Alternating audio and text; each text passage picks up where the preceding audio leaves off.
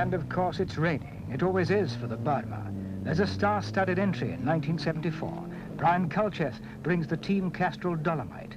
Andy Cowan and Ross Finlay drive the Scotsman SMT Vauxhall Magnum, at present without its twin cams and new axle. Donald Heggie, the ex-Scottish champion in the Wiggins Teep RS. Jill Robinson is the main contender for the ladies' prize. And the 1971 winner, Chris Slater, with his Datsun Violet. A bit short of luck recently. He deserves a better turn at the wheel of Rally Fortune. Then from the land of bogs and blarney, there's Billy Coleman, with a more neatly prepared car than usual. He's pretty smart too. Stars of the show are undoubtedly Roger Clark and Jim Porter. No need to tell anyone their track record. Brian Culcheth has been almost a stranger lately to British rallies. Certainly it's been a long time since Scotland saw him. And Roger wants to know if the sprint will stand up to the forest stages, the rainforest stages of the 1974 Burma. Andy Cowan, known from the far end of Britain to the outback of Australia, has at least one supporter from the clans. It's coming down in stair rods as the crowds collect at the start, and the sale of programs helps to raise funds for a new saucepan. Meanwhile, scrutineering goes on.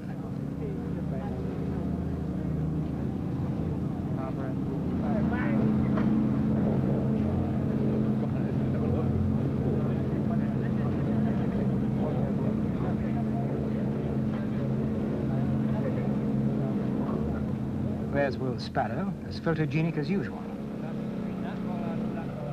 Roger, does this rally stand you in good stead for the RAC? Well, since they're very similar events that run after the same format and over the same sort of forest, I find it very useful. It's good practice, ready for the big RAC rally. Do you find that you do remember stages? I don't know. I think trees go past a little bit too quickly for us to remember actual things. You remember the bad bends and the characteristics of the stage, but you can't remember the actual thing as you would, say, a race circuit. Brian, how do you rate the sprint's chances?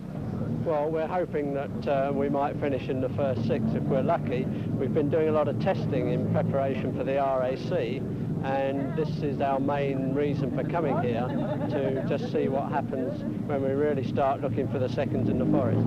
Do nationals like the Burma help for international events? I certainly have no doubt about it. I'm sure that there's going to be a lot of boys going very quick here tonight, which I think might even surprise the old man like me. Will Sparrow, do you find the Group 1 car an awful lot slower than the Group 5s? An awful lot slower, yes. I do enjoy driving the Group 5 car very much indeed, but the Group 1 car provides me with a means to go as hard as I can, and this means when I get into the Group 5 car, I think we do go a little bit faster, so I do learn a certain amount from going Group 1. Russell Brooks, is driving Group 1s a big disadvantage?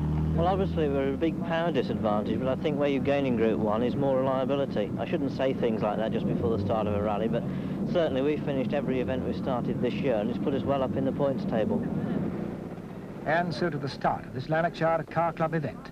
As befits last year's winners, Roger Clark and Jim Porter are first away of the 117 starters, flagged off by John Lockie, Burma Oil's Northern Divisional Manager.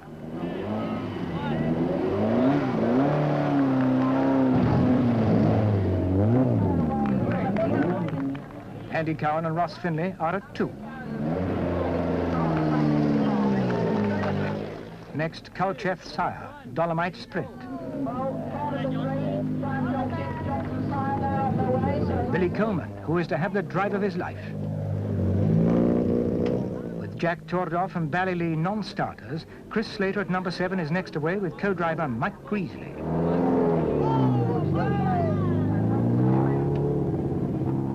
Donald Heggie and George Dean in a left-hand drive device. Will Sparrow in the dealer team Vauxhall Group 1 Magnum Coupe. One by one, battle is joined. This is Bill Taylor.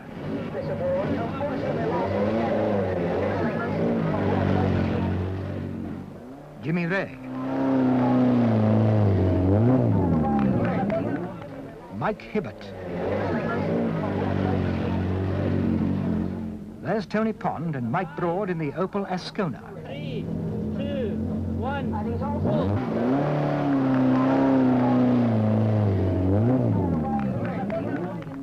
Paul Faulkner.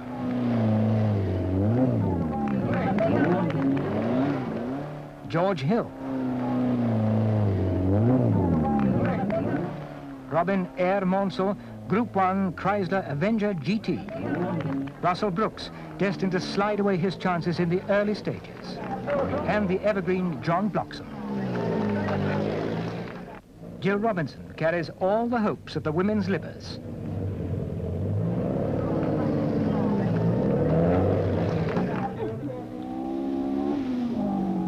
On stage 1, Loch Exide, Roger Clark hasn't yet warmed up to the job. He's 12 seconds down on Culcheth, number 3, who with 26.6 shares fastest time with Coleman, number 4. Mike Hibbard, 14, and George Hill, 18, fight for some sort of grip. And still it rains. It's better being a dog than a marshal on a night like this. On stage 2, Culcheth spins comprehensively, damages his steering, and blocks the road. Clerk of the course, Ian Muir, cancels the stage. Andy Cowan is first on the road on stage 6, Art Garten.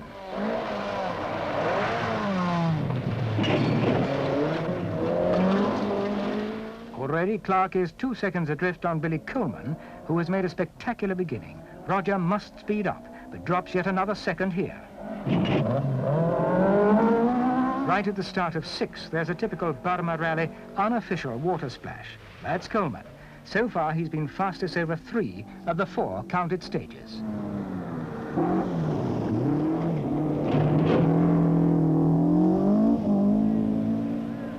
Taylor in the Royal Bank of Scotland's RS 1600.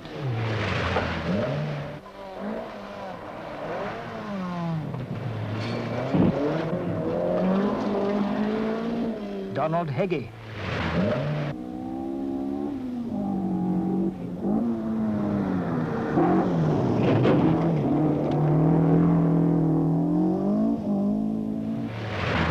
Is Tony Pond, fastest on the previous stage, and in 3rd place, he's pressing the leaders hard. 14 is Mike Hibbert, well over a minute down on the leaders.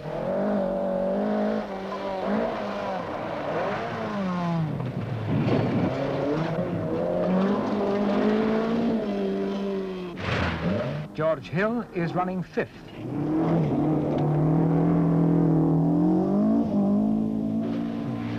Robin Air Monsell is to win the Group 1 award in his Avenger.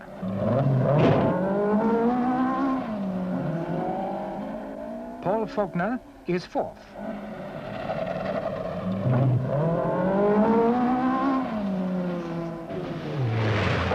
John Bloxham in the Birmingham Post Dolomite. He is to finish in 7th place overall. Dawson, Chrysler Avenger. 33 is George Beaver, and bumping well.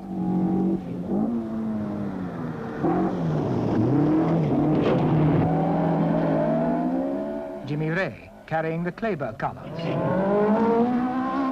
As the service crews move from stage to stage, and the night wears on, it becomes clear that Roger Clark is setting firmly about the business of eroding Coleman's lead.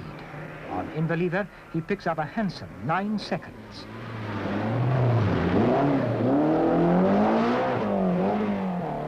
Andy Cowan is still there, but not among the leaders. He's having trouble keeping the power on the road. Coleman unaccountably slips on this, the 9th stage, losing more than half his lead. After this one, he's only 8 seconds up.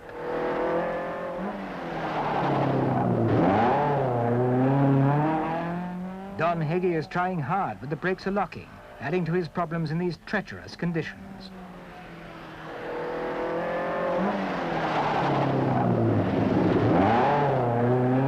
Bill Taylor now, but he's not going to be in much longer. He is to slide off immovably into a peat bog. Jimmy Ray is well up in his class. Mike Hibbert's next on the road.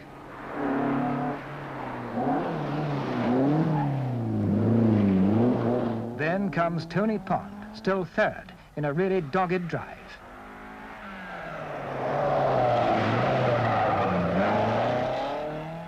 Paul Faulkner is fifth. And so it goes on, the rain still bucketing down. And it's true to say that marshals and cameramen feel it far more than the crews themselves. Peter Clark in some kind of trouble.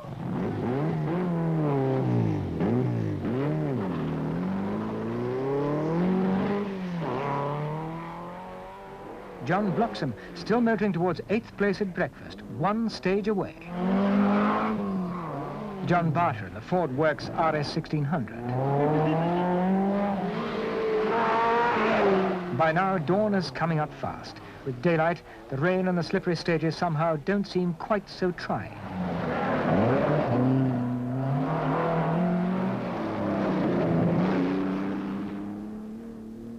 It's a gentle run to stage 10, Knapdale, the last before breakfast. The lights of civilization are ahead, and there's time enough for Don Heggie and the other competitors to stop for fuel. On 10, Clark pulls back another 3 seconds from Coleman.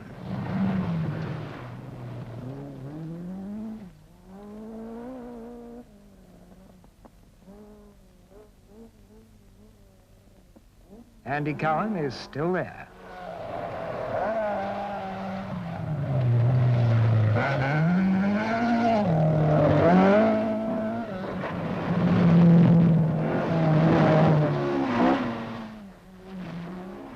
But breakfast is in sight. Soon it will be full daylight. Clark services on the way to breakfast. He's reduced Coleman's lead to 5 seconds now, and his favourite stage, Minard, where he usually makes mincemeat of the opposition, is still to come. But all those Scottish midges, clouds of them, are biting the workers to pieces.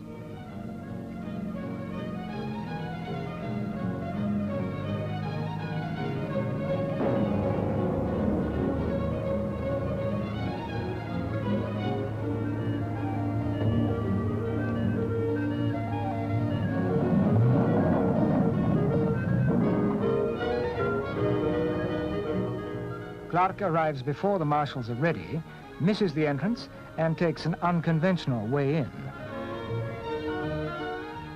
Tony Pond checks in at the right place, still third, but 1 minute 15 down on Coleman.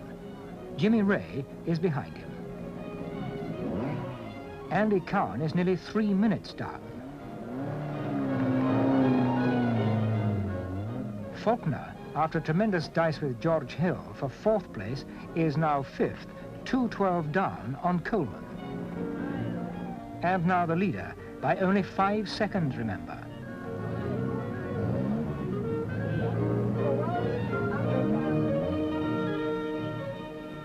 But breakfast and a quick rest are the order of the day, and there's time to answer questions on how went the night. Andy Cowan. Yeah, we're quite happy, you know. We're trying pretty hard and still going. I think that's the main thing. Very well, no problems. It's been a wet and miserable night, but the stages have been very, very good, and the event's been run very well. It's been quite enjoyable. Well, they suited me very well, actually. I must say I enjoyed myself immensely. They were a mixed bunch, really. Some wide stages, some narrow stages, but all of them wet, of course, and fairly slippery, you know. But I must say I enjoyed it all in all. Roger Clark leads. On the next stage, he has to lose another 9 seconds to Coleman, 14 in all. But after that comes stage 12, Minard, Roger's favourite, the longest of the rally. Here's Coleman, but his 14:25 for the 11.5 miles isn't good enough. Clark pulls back 13 of those 14 seconds. Now the difference is just 1. Robin Airmonts, still happy in Group 1. Paul Faulkner. Peter Clark with difficulty on the bridge. Andy Cowan.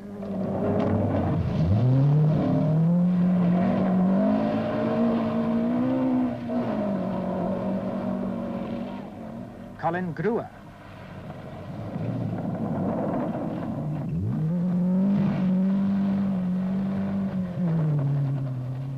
Joan Pink, also after the ladies' prize.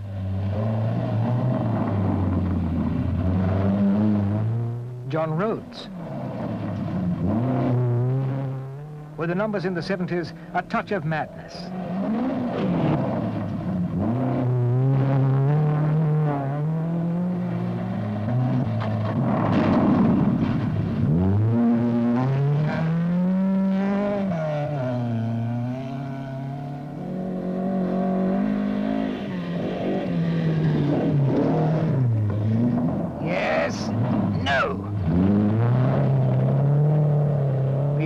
Are even madder.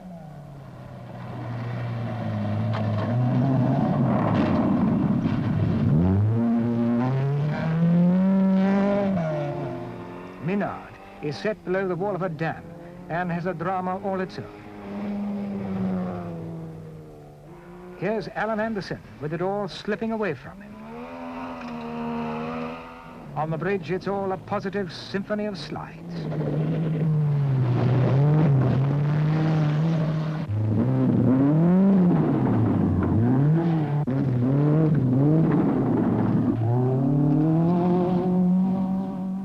Now the way leads back towards Dunoon, but on the way is stage 13, Ben Lagan, with its twists and drops and hazards.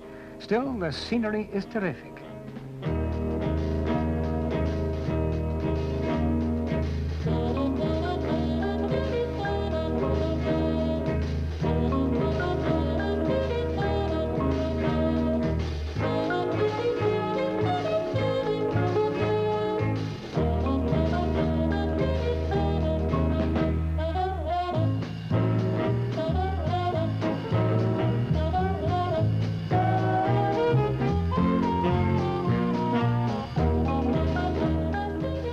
First through is Jimmy Ray. Billy Coleman, trying like mad to stretch his lead. Andy Cowan.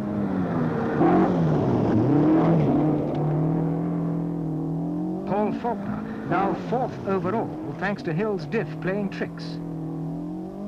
But Clark makes 3 on Coleman and now leads for the first time by 2 seconds. Tony Pond, still 3rd. Tony Drummond. Mike Hibbert. Everybody is still trying hard. High above Holy Loch and the submarine base is the penultimate stage, number 16, High Kilmoon. On the previous stage, Clark had piled on 2 more seconds, putting him 4 up, but Coleman makes up 1 of them here. 3 the difference now. Mike Hibbert.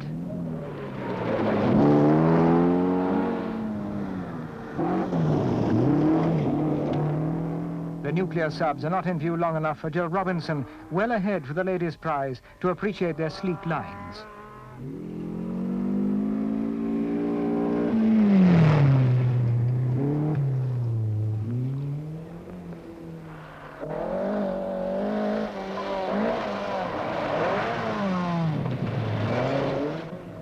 There's 1 more stage to go, and everybody is looking forward to getting shot of the motors and stuck into a pint. After all, it's due to finish at opening time.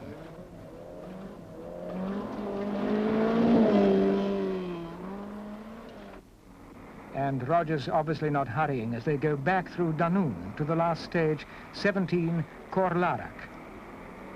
Bond is firmly entrenched, 3rd overall.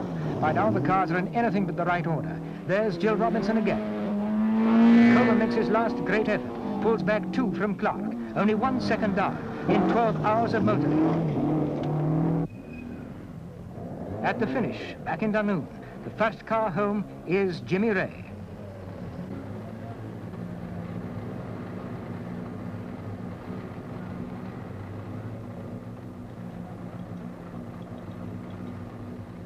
And then Andy Cowan, 5th overall.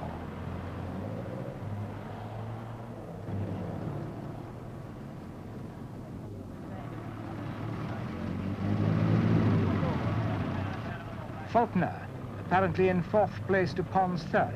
He's behind there.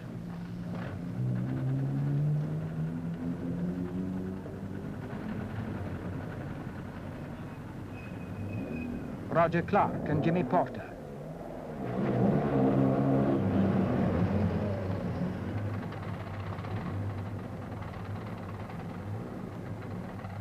They look like the winners, but Roger won't commit himself. Well, we've only had provisional results up to now, so we don't really know. Time will tell. Well, always supposing you are the winner for the second year running, how do you feel about it? Great. That's what we came for. And when are you off again? In about an hour's time. Roger is to compete in South Africa. He nearly couldn't do the Burman at all. Anyway, how did you enjoy it? Yeah, it's been a fabulous event again. It's been very, very well run. We've had no arguments with the marshalling, all the timing. There's been very, very good stages. It's been good fun. The only thing, the weather last night was a bit miserable. And after a longish pause, Billy Coleman and John Ayres. The two drivers compared notes and the navigators their times carefully.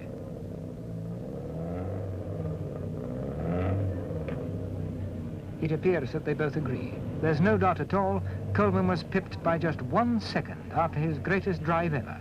Bad luck. But he's entirely resigned to it all. From what we can find out, it seems we've been beaten by 1 second, by Roger. 1 second. And how do you feel about that? Well, a bit fed up really, I suppose, but well, I think one must have a philosophical approach to these things, and we'll always hope for the next time. Well, apart from that, how did it go?